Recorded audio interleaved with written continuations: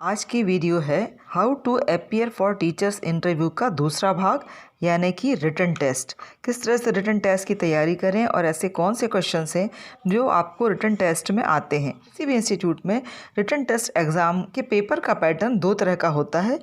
कुछ क्वेश्चंस तो आपके कॉमन क्वेश्चंस होते हैं जो किसी को अटैम्प्ट करना पड़ता है, और कुछ क्वेश्चंस सब्जेक्ट वाइज होते हैं। स्पेशली किसी इंग्लिश मीडियम इंस्टीट्यूट में रिटन टेस्ट का पर्पस होता है आपकी राइटिंग स्किल को चेक करना और आपकी नॉलेज को चेक करना। तो आज हम वैसे ही कुछ क्वेश्चंस देखेंगे जो आपसे रिटन टेस्ट में जनरली पूछे जाते हैं और जो कॉमन क्वेश्चंस होते हैं। किसी भी सब्जेक्ट के लिए आपने अप्लाई किया है, आपको उसका आंसर अटैम्प्ट करना पड़ता है, और उन क्वेश्चंस का एक आइडियल आंसर क्या होना चाहिए ये भी हम साथ ही साथ देखते चलेंगे।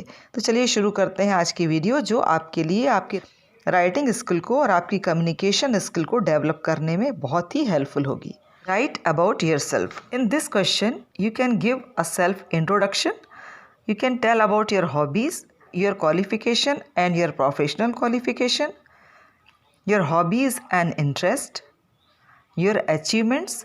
अचीवमेंट्स आपके किसी भी फील्ड में हो सकते हैं, वो किसी कल्चरल एक्टिविटीज़ में भी हो सकते हैं, किसी लिटरेरी एक्टिविटी में भी हो सकते हैं, स्पोर्ट्स में भी हो सकते हैं, और या आपकी किसी इंस्टीट्यूशन में आपकी किसी तरह के अवार्ड या सर्टिफिकेट्स जो आपको आपकी अचीवमेंट्स के लिए मिलते हैं, तो वो सब आप इसमें मेंशन कर सकते हैं। स्ट्रेंथ एंड वीकनेसेस, आप अपनी क्वालिटीज़ और अपनी वीकनेसेस भी इसमें मेंशन कर सकते हैं। The second question, why do you want to be a teacher? I want to be a teacher because I am fond of teaching. I am always interested to learn. I love children and teaching gives me opportunity to be with children. Through teaching, I can contribute to the society. I think it's most safest, decent and graceful job for females. तो इस तरह से आप बहुत सारे reasons हैं, कुछ अपने अकॉर्डिंग भी बना सकते हैं जिसके कारण आपने इस जॉब को चूज़ किया है। How you can contribute for the growth of institute, यानी कि ऐसी कौन सी चीज़ें आप करेंगे कि इंस्टीट्यूट ग्रो हो सकेगा। For that you can give answer like I can contribute by making my teaching innovative with various methods, by teaching them good values, by making teaching method interesting, guiding them for future, helping them for career making and by mouth publicity. These are the ways I can contribute for the growth of the institute.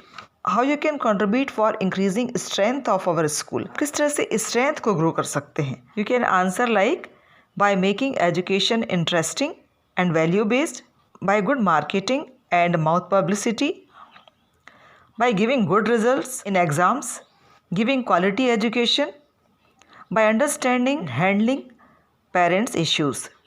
क्योंकि parents को deal करना भी एक बहुत बड़ा issue होता है, और हर इंस्टीट्यूट चाहता है कि उसकी जो फैकल्टी है वो पेरेंट्स और इंस्टीट्यूट के बीच में एक अच्छा ब्रिज बने। According to you what are the things necessary for the growth of children?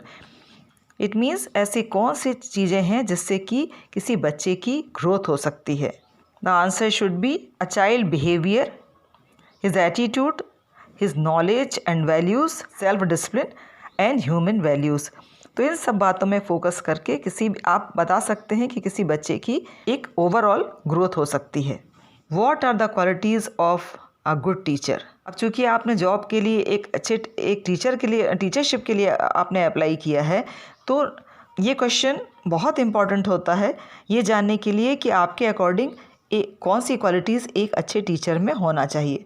तो एक आइडियल आंसर आप इस तरह से फ्रेम कर सकते हैं।